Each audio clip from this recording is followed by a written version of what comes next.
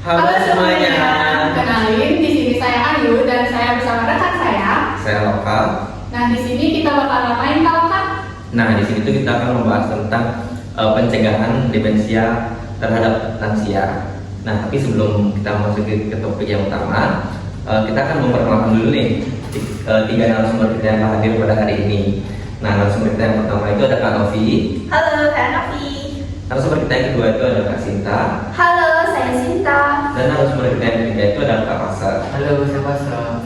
Jadi itu tadi narasumber kita ya kalau kayak. Jadi Ya, sebelum kita memasuki materi atau pembahasan kita kali ini, pasti dari teman-teman sekalian maupun dari online dan juga kita berdua, tentunya kita bakal bertanya-tanya mengenai apa itu demensia. Dan kali ini kita akan membahas topik tersebut dan akan dipandu oleh Kak Okan. Nah, betul. Jadi sebelum kita membahas tentang pencegahan demensia terhadap lansia itu, mungkin ada baiknya itu kita mengetahui dulu apa sih pengertian dari demensia itu sendiri. Mungkin pertanyaan yang pertama itu, apa sih pengertian dari demensia itu sendiri? Mungkin dari kakak bisa langsung dijawab saja.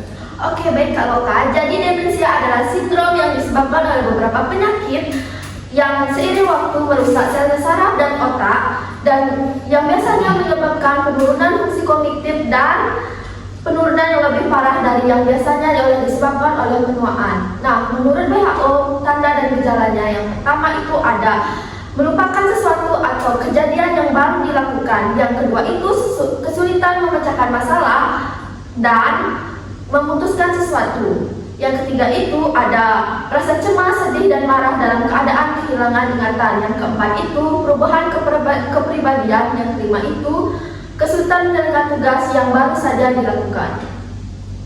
Nah, mungkin itu tadi tuh jawaban dari pertanyaan apa sih pengertian dari demensia itu sendiri. Jadi demensia itu mungkin merupakan sindrom oleh beberapa penyakit yang menyerang sel saraf pada otak dan yang mengakibatkan penurunan fungsi kognitif.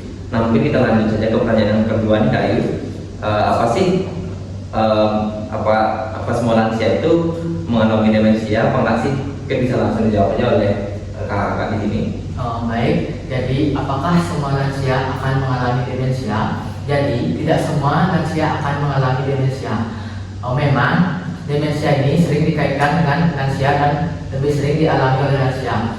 Tetapi demensia ini bukanlah hal yang normal pada lansia. Bahkan banyak lansia yang berumur sangat tua masih memiliki kemampuan kognitif, kemampuan berpikir yang masih sangat baik. Ada beberapa faktor yang dapat meningkatkan demensia itu sendiri. Yang pertama itu adalah usia, di mana usia bukanlah penyebab umum terjadinya demensia.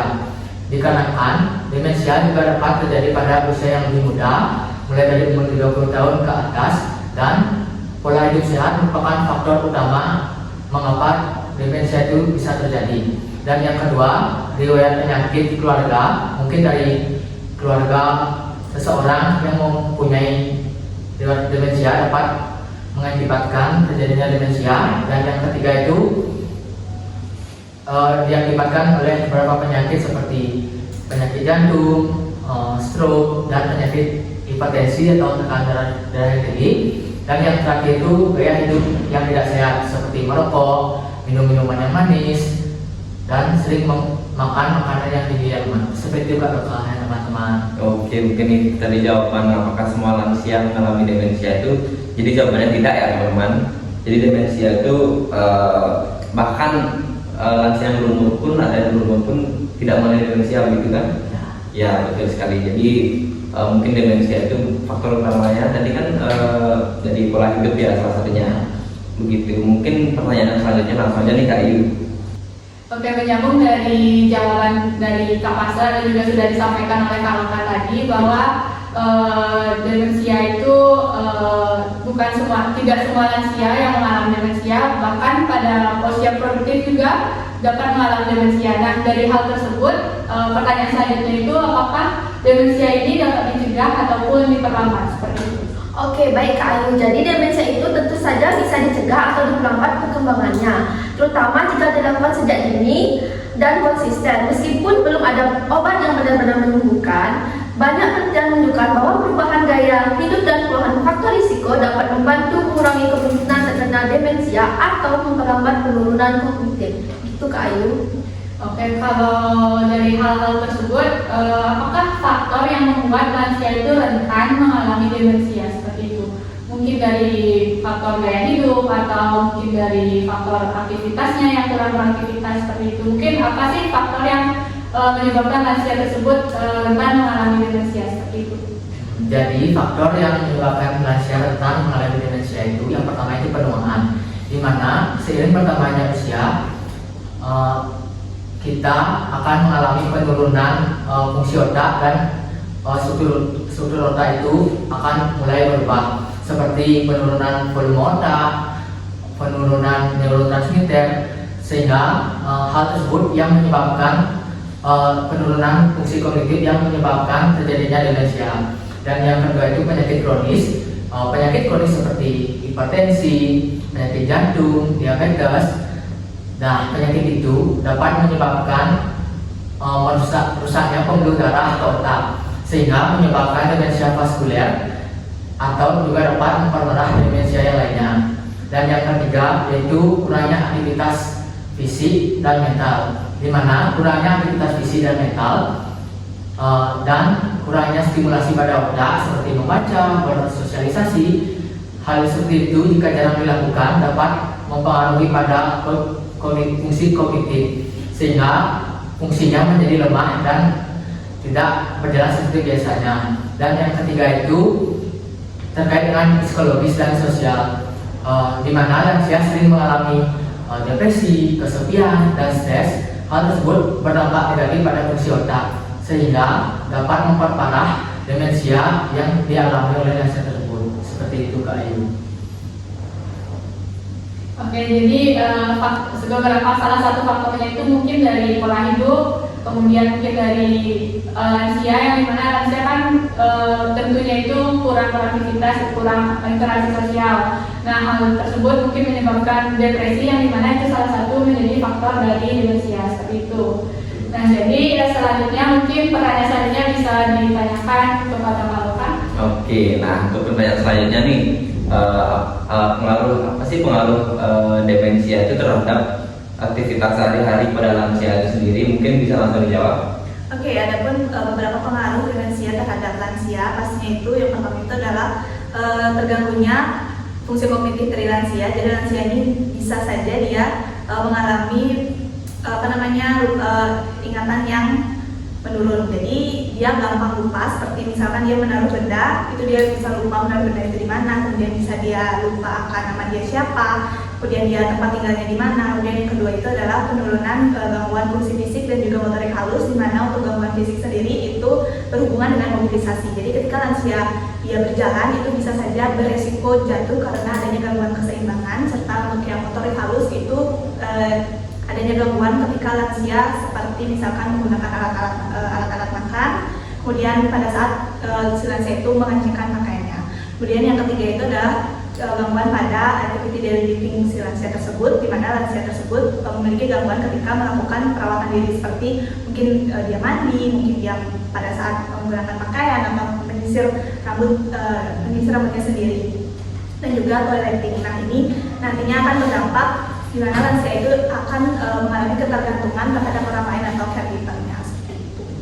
Nah, mungkin itu tadi nih jawaban dari apa sih pengaruh demensia terhadap aktivitas daily living dari lansia itu sendiri. Mungkin yang pertama itu ada dari pengaruh kognitif seperti cepat lupa nama, seperti itu, mungkin meningkatkan risiko jatuh dari gangguan geraknya, kemudian pengaruh dari perawatan dirinya seperti toileting ataupun menggunakan pakaian, mungkin juga mandirinya tadi apa? Tingkat mandirinya banyak. Ya, betul sekali, banyak ketergantungan kepada orang lain. Jadi seperti itu Kak Ayu.